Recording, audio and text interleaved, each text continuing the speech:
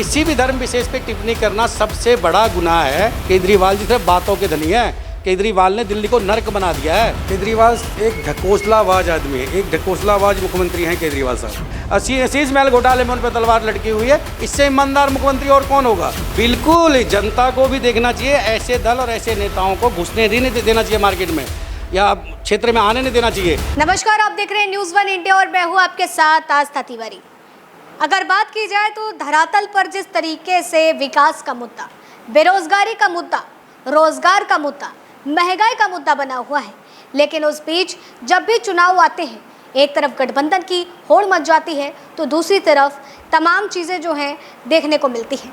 अगर बात की जाए तो लगातार जिस तरीके से दिल्ली के विकास का एक चर्चा का मुद्दा भी बना हुआ है, आज इसी पर हमारे साथ चर्चा करने के लिए लोक जनशक्ति पार्टी के प्रदेश अध्यक्ष, दिल्ली प्रदेश अध्यक्ष शंकर मिश्रा जी मौजूद हैं, जिनसे हम चर्चा करेंगे और जानेंगे कि क्या वाकई दिल्ली का विकास उस तरीके से हुआ जिस तरीके से दावा किया गया था और आखिर कहाँ पर बदलाव की ज़रूरत है।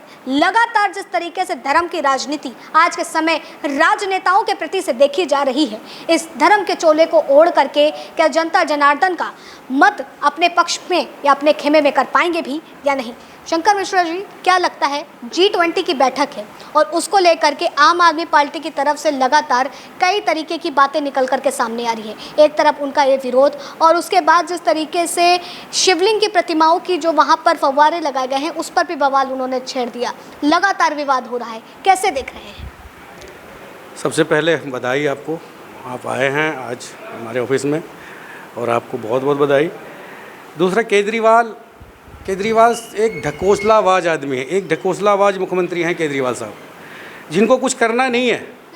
सौभाग्य की बात है कि हमारे देश के ऐसे प्रधानमंत्री हैं जो आज G20 दिल्ली में हो रहा है, तो गर्व से सीना चौड़ा होना चाहिए हम लोगों का कि भारत में कोई चीज़ पहली बार हो रहा है और उसमें व्यवधान डालना। तो ये केजरीवाल जी की आदत है कि कोई अच्छा काम देश के लिए नहीं हो जाए। सिर्फ और धर्म कर्म की बात करना, तो केजरीवाल जी एक तरफा राजनीति करते हैं। आप लोग जानते हैं कि अगर वो मस्जिद व इमाम को तनख्वाह देते हैं और मंदिर में नहीं देते तो इसका क्या मतलब जाता है और किस चीज़ की राजनीति करते हैं? केजरीवाल जी की विकास की राजनीति तो आप लोगों ने देखा, विकास हुआ दिल्ली में, बहुत बड़ा विकास किया उन्होंने, लेकिन क्या है अपना, अपने पार्टी का, अपने लोगों का। हाँ, अपना क्या उन्होंने शीश महल, अभी आपने पीछे शीश महल घोटाला देखा, इतना बड़ा शीश महल घोटाला है जिसमें हम लोगों ने जितना विरोध हो सका उसका विरोध किया, प्रदर्शन किया है और लोकायुक्त में उसका केस चला गया है और हम लोगों को पार्टी बनाया गया है।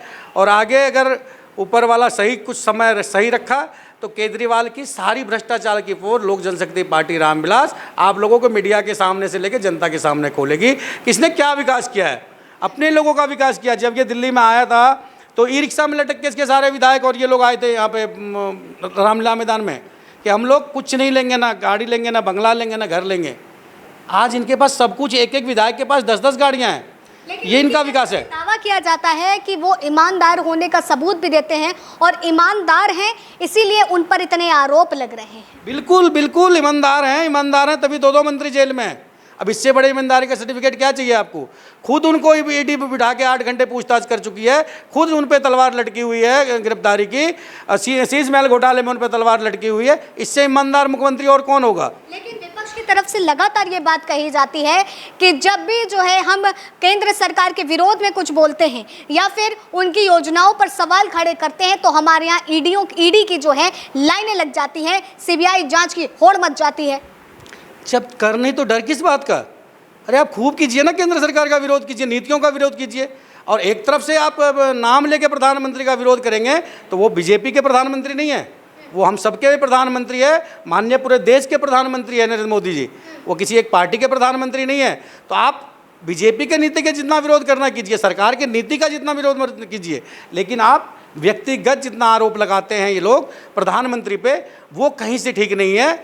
और रही बात और किसी बात की रही तो हम लोग देश के पीएम के साथ हमेशा खड़े हैं और हमेशा खड़े रहेंगे। हमारी पार्टी हमेशा पीएम के साथ खड़ी है और हमेशा जो विरोध करते हैं व्यक्तिगत इसका हम लोग विरोध करते हैं। मानसून का मौसम गुजरा, उस बीच जो है लगातार कई वीडियो वायरल हुए, हालांकि वो मीम की तरीके वायरल हुए क्योंकि जिस तरीके से केजरीवाल ने दावा किया था झीलों की नगरी तैयार कर रहे हैं और जगह जगह जो जल भराव हुआ उसको झीलों की नगरी से जो है उसका आंकलन किया गया। क्या वाकई यही दिल्ली का विकास हो रहा है? अरे आप जब मानसून आया अभी जाके देखिए, उस दिन मैंने आपको वीडियो भेजा है, अभी का वीडियो भेजा मैंने आपको यहाँ से जो बदरपुर बहादुरगढ़ रोड जाती है, पीरागढ़ी से बहादुरगढ़ रोड चले जाइए, कमर कमर तक पानी है रोड पे, कहाँ रोड और कहाँ गड्ढा यही नहीं पता लगेगा आपको। ये विकास पता लग जाएगा, गंगा जमुना रोड पे बह रही है। ये विकास मॉडल है केजरीवाल जी का। केजरीवाल जी सिर्फ बातों के धनी है। केजरीवाल ने दिल्ली को नर्क बना दिया है, जनता के पैसे को। लंदन बना तो दिया, मैं आप पता, पेरिस बना दिया, लंदन पेरिस सब कुछ बना दिया। आप जो जितने भी यहाँ के पूर्वांचल के विधानसभा हैं वहाँ चले जाइए, आपको केजरीवाल के लंदन पेरिस सब दिख जाएंगे। और ज़्यादा उदाहरण के लिए अभी मैं आपको वीडियो दे देता हूँ, 10 दिन पहले का वीडियो, 10 दिन 15 दिन 20 तारीख का वीडियो है। आप चले जाइए बहादुरगढ़ रोड पे, पीरागढ़ी से लेके नागलोई और पीरागढ़ी से लेके बहादुरगढ़ तक, अगर आपको पूरे रोड पे घुटने घुटने भर पानी और गड्ढा रोड अगर कहीं दिख जाए तो जो मर्जी कहिएगा, हम लोग तैयार हैं। ये केजरीवाल जी के विकास हैं। 2024 नजदीक है, महज 8 महीने का वक्त रह गया है लोकसभा के चुनाव को लेकर के। एक तरफ पूरा इंडिया गुट तैयार खड़ा है तो दूसरी तरफ एनडीए। कहा जा रहा है कि एनडीए का जिसमें जो दल जुड़े हैं, कहीं ना कहीं भारतीय जनता पार्टी को डर सता रहा है, इसी वजह से एकजुट हुए हैं। क्या वाकई शंकर मिश्रा भी इसको इसी तरीके देखते हैं? बिल्कुल नहीं, बिल्कुल नहीं। नदी के 2 किनारे होते हैं और अगर एक किनारे पे भेड़ बकरी और जितने भी जानवर अगर आपको पानी पीता नजर आ जाए तो ये समझिएगा दूसरे छोर पे शेर खड़ा है। समझ रहे हैं मेरी बात को? अगर नदी के एक किनारे पे आपको सारे जानवर पानी पीते मिल जाए तो आप ये समझिएगा दूसरे किनारे पे शेर खड़ा है। तो एक किनारे पे ये सब इकट्ठा हुए क्योंकि दूसरे किनारे पे नरेंद्र मोदी जी खड़े हैं। इशारों में बहुत बड़ा बयान दे गए हैं। नहीं, मैं हकीकत कह रहा हूँ। एक किनारे पे, मैं किसी के व्यक्तिगत किसी को नहीं कह रहा हूँ, लेकिन मैंने आपको एक शहर के नाते कहा कि किसी नदी के 2 किनारे पे अगर एक किनारे पे आपको भीड़ लगता दिख जाए जिसमें सारे जानवर पानी पीते मिल जाए तो समझिएगा दूसरे किनारे पे शेर खड़ा है। और एक किनारे पे ये, मैं देश का नाम तो नहीं खराब करूंगा जो इन्होंने गठबंधन का नाम रखा, ये लोग खड़े और एक किनारे पे हमारे प्रधानमंत्री सर नरेंद्र मोदी जी खड़े हैं, इसीलिए घाट में पानी पी रहे हैं लोग। आज के समय जिस तरीके से राजनेताओं की अगर बात की जाए, सभी राजनेता, मैं यहाँ पर किसी एक पार्टी दल की बात नहीं कर रही हूँ, धर्म का चोला पहन करके तमाम तरीके की राजनीति हो रही है। हाल ही में जिस तरीके से अभी तमिलनाडु के मुख्यमंत्री के बेटे जो उदयनिधि हैं, उन्होंने भी बड़ा बयान दे दिया सनातन धर्म को लेकर के। कीड़े मकोड़ों से तुलना करने के बाद इसको इलाज नहीं, जड़ से खत्म करने की बात कह दी। एक तरफ विपक्षी दल भारतीय जनता पार्टी पर यह आरोप लगाता है कि ये केवल हिंदू मुस्लिम की राजनीति करती है। क्या वाकई आप इसको किस तरीके से देखते हैं? और अगर धरातल पर ये तमाम चीज़ें उतर के आती हैं तो कहीं ना कहीं ये भाईचारे को भी कटाक्ष बढ़ रही है, वो जहर घोल रही है जो जहर का इलाज कहीं पर नहीं हो पाएगा। सबसे पहले बता दो, हमारे राष्ट्रीय अध्यक्ष जी ने भी इसका विरोध किया और हम लोग खुले, मैं हमारी पार्टी लोक जनशक्ति पार्टी रामविलास खुले तौर पे इस चीज़ का विरोध करती है कि किसी भी जाति धर्म पे, किसी भी धर्म विशेष पे टिप्पणी करना सबसे बड़ा गुनाह है। और एक ऐसे आदमी को जो मुख्यमंत्री के बेटे हैं, उनको अगर इस प्रकार के बयान देते हैं तो केजरीवाल जी और कांग्रेस को इस पर सफाई देना चाहिए कि क्या वो इस बयान से सहमत है या वो भी इस बयान को मानते हैं। और देश के जो हमारे सुप्रीम कोर्ट है, माननीय सुप्रीम कोर्ट है, माननीय उच्च न्यायालय है, उन लोगों को भी संज्ञान लेना चाहिए कि इनका जो बयान है किस श्रेणी में आता है। क्या ये भड़काऊ बयान नहीं है? हिंदू को, जो सनातन को कीड़े मकोड़े और इनको ये कह देना कि ये वर्ल्ड फ्लू और इसके जैसे हैं, तो ये इससे और क्या कोई अगर यही बयान कोई और दे दिया होता किसी और उसके बारे में, माइनॉरिटी के बारे में, तो अभी तक देश में आग लग गई होती। तो ऐसे लोगों पे कार्रवाई करना चाहिए सरकार को। और हमारी पार्टी इसका खुल के विरोध करती है और इसमें केजरीवाल और कांग्रेस दोनों को सफाई देना चाहिए कि क्या ये धर्म विशेष की राजनीति जो कर रहे हैं इस पे ये इनके बयान से सहमत है या इस पे सफाई दें। भारतीय जनता पार्टी का इस मुद्दे को लेकर के कहना है कि जो उनके बेटे हैं उदयनिधि, वो लगातार 80% जो हिंदुत्व रहते हैं उनके नरसंहार की बात कर रहे हैं। हाँ बिल्कुल, हम कह तो रहे हैं, ये तो बिल्कुल ऐसा विरोधाभास है कि ये तो दंगे की राजनीति है। आप बीजेपी पे आरोप लगाते कि वो धर्म जात की बात करती है, बताइए कहाँ ऐसा धर्म विशेष की बात करी है बीजेपी ने। लेकिन आज सरेआम एक मुख्यमंत्री के बेटे ने इस प्रकार का बयान दिया है, इससे अच्छी बयान और कोई हो नहीं सकती और इससे छोटी मानसिकता कोई हो नहीं सकता। और इसमें स्वयं ही सरकार को इस पर कार्रवाई करना चाहिए, या उच्च न्यायालय को या सुप्रीम कोर्ट पे खुद संज्ञान लेके, और इस पर कड़ी से कड़ी कार्रवाई होना चाहिए।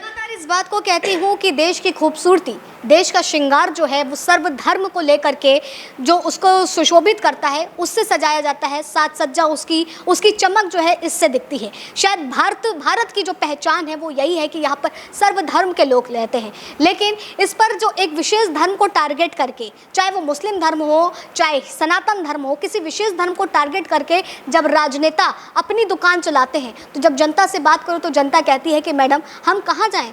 क्या वाकई आज के समय क्या भाईचारे को ख़त्म करने की ही केवल राजनेताओं की तरफ से तमाम प्रक्रिया चल रही है? जनता की आवाज़ है, जनता को आप लोग कैसे समझा सकते हैं? बिल्कुल, जनता को भी देखना चाहिए, ऐसे दल और ऐसे नेताओं को घुसने नहीं देना चाहिए मार्केट में या क्षेत्र में आने नहीं देना चाहिए।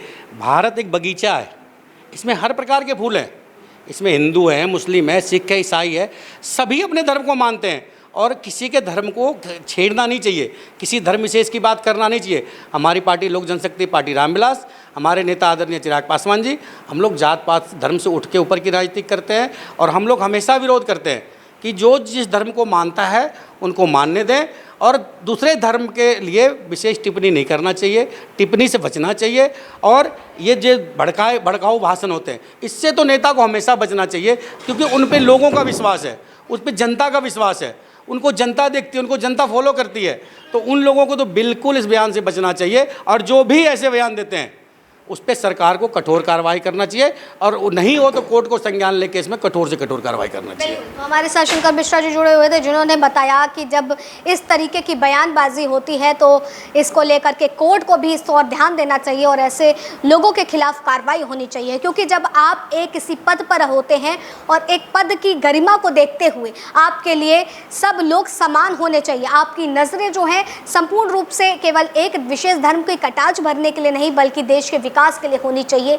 इस तरह की अगर राजनेता राजनीति करता है तो धरातल पर वही टिका रहता है। फिलहाल तब तक के लिए आप बने रहे न्यूज़ 1 इंडिया पर। कैमरा पर्सन अतुल के साथ आस्था तिवारी।